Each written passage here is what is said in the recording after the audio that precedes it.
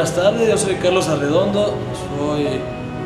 pasante de la licenciatura en Sociología, en estos momentos practicante en Parlamento Ciudadano, y bueno, vamos a hablarles un momento sobre un tema muy controversial, un problema de los últimos años, por no decir de toda esta década y toda la anterior también, y yo creo que de tiempo para acá, un tema muy recurrente que afecta no nomás a los culiacanenses, sino a todos los sinaloenses, ¿no? Que es el transporte público. Y tenemos como antecedente, pues incluso hoy lo sacan algunos medios impresos,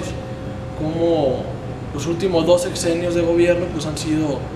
un verdadero negocio manejar el transporte público, el otorgar concesiones, el decir que lo van a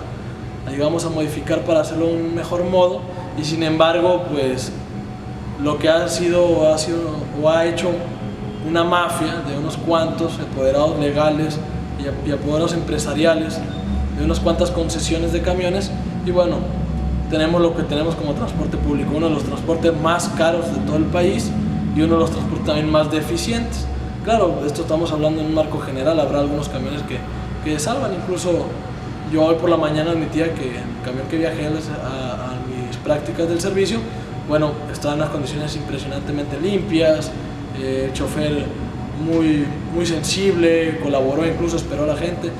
Sin embargo, ojalá tuviéramos más de estas,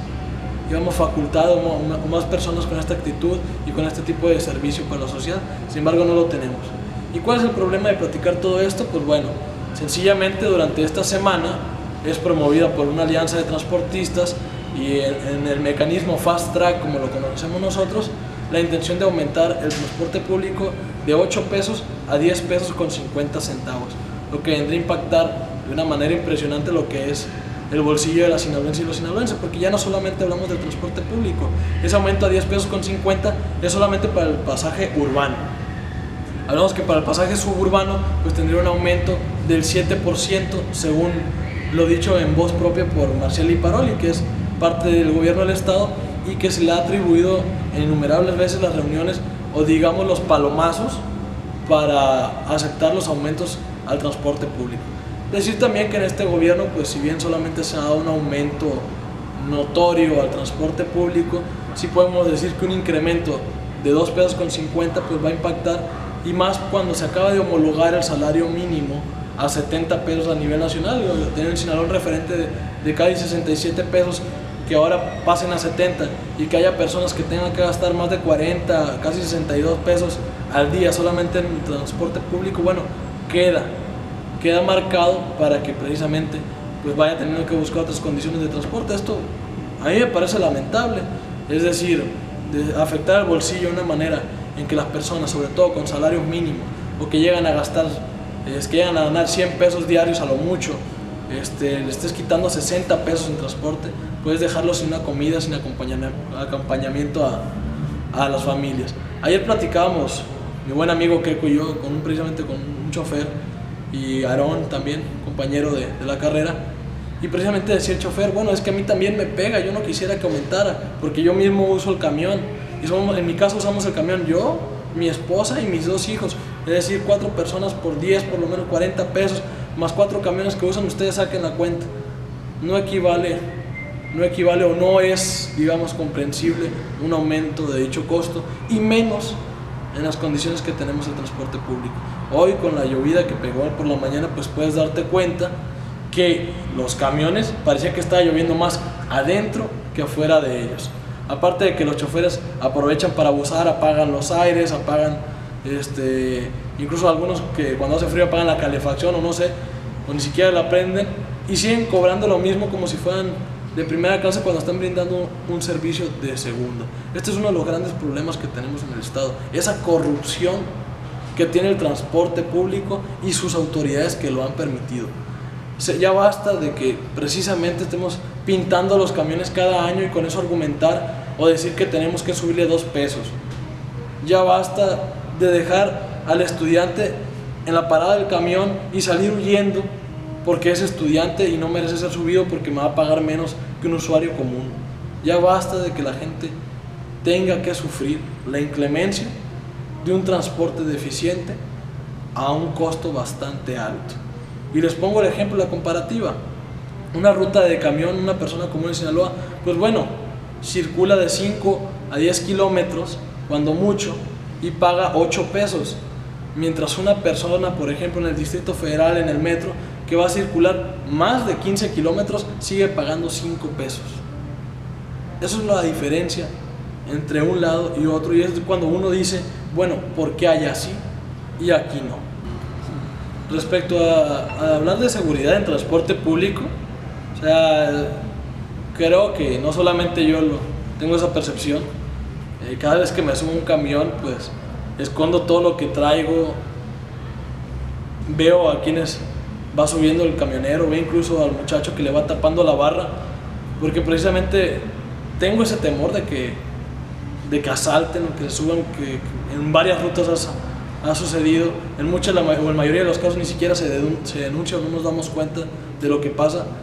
pero es muy recurrente los asaltos en los camiones, es muy recurrente los accidentes en los camiones, sobre todo que circulan de noche. ¿Cómo puede ser posible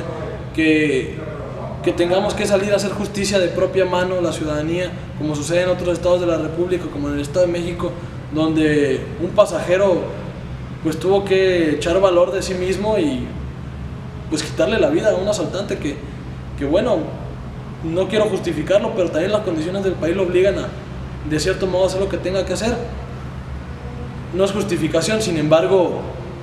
es parte de lo que sucede en el transporte público y es parte de las deficiencias que tenemos. En Sinaloa, por ejemplo, el no tener un criterio establecido de dónde son las paradas de camión, el no tener un criterio establecido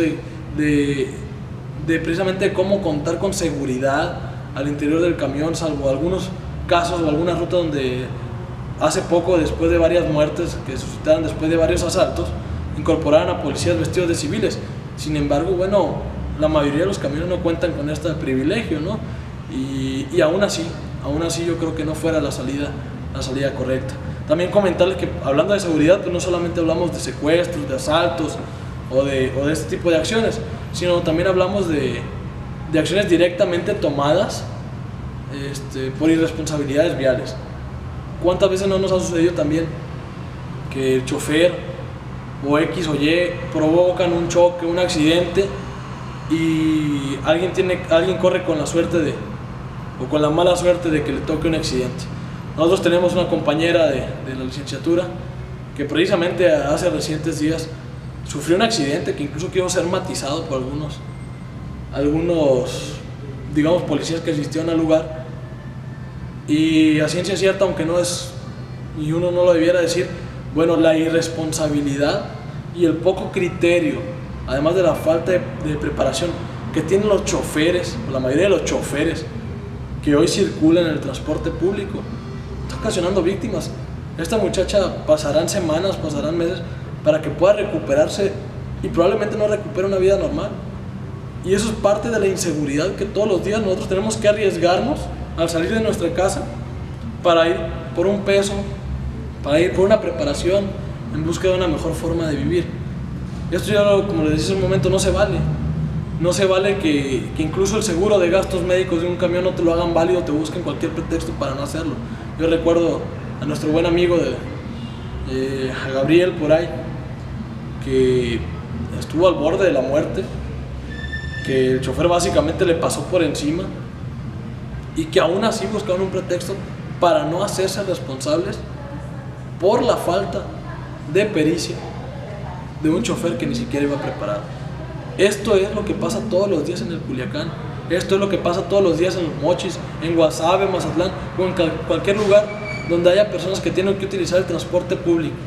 y hasta el momento no se ha normado de una manera adecuada el cómo preparar a un chofer, porque si bien se están extendiendo cursos obligatorios para poder tener un tarjetón de chofer, y hoy los están dando también escuelas privadas, y esto está permeando con corrupción. Esas escuelas privadas que permitieron son solamente escuelas patito, donde van a pagar para que les den su tarjetón, y no lo dudo, sean escuelas que tengan algún convenio o con un prestanombres y sean parte de alguien que está trabajando en el gobierno del estado. Eso es lo preocupante, porque para empezar, no solamente es corrupción, sino es poner en riesgo la vida de más de 40 personas que circulan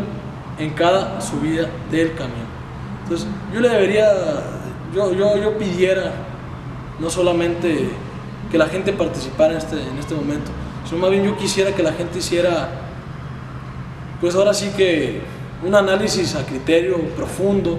sobre la situación del transporte público. Es necesario avanzar en otras formas de transportarnos en Culiacán. Quizás la bicicleta en estos tiempos que baja la temperatura, pues pudiera ser una manera interesante de permear la situación. Sin embargo, también es parte ya de que la ciudadanía, quizás no necesariamente saliendo a la calle, pero sí tomando parte, sí diciendo necesitamos otra manera de transportarnos, ya no solamente en los camiones, ya no solamente en esos dueños de concesiones, y ya también es necesario en Culiacán, en vez de andar haciendo calles grandes de un solo sentido, como piensa hacer el presidente municipal, que quiere hacer la Obregón de un solo sentido, que yo creo que no ha leído mucho de urbanismo. En vez de eso, pudiéramos generar condiciones para, como en Puebla, como en Colima, como en la Ciudad de México, como en Guadalajara, donde se ha invertido en generar una especie de metrobús, y ha generado también que las rutas de camión circulen alrededor de estos metrobuses y puedan también tener pasaje. Creo que no se ha tenido esa idea y se ha querido solamente, como decimos nosotros, agandallar lo que es el pasaje. Y hoy, como diría de una manera, hablándolo del trasfondo, otro de los líderes transportistas que decía, bueno, es que a la gente no le va a quedar de otra, mejor dejen que suba 10.50 para nosotros poder comprar las piezas que queremos para los camiones y brindarles otro servicio, o brindarles mejor servicio. Y el trasfondo de esto es, no les queda de otra, van a tener que subir el costo del servicio para que nosotros nos demos una mejor vida y nosotros les sigamos brindando un servicio del cual ustedes no puedan quejarse, porque es lo único que tienen. Yo hasta ahí la dejaría, invitaría a la reflexión, invitaría a que pensáramos, e invitaría también a las autoridades a que demuestren un interés no solamente en los camiones urbanos, sino en otras maneras de transportarnos en Culiacán y en todo el estado de Sinaloa.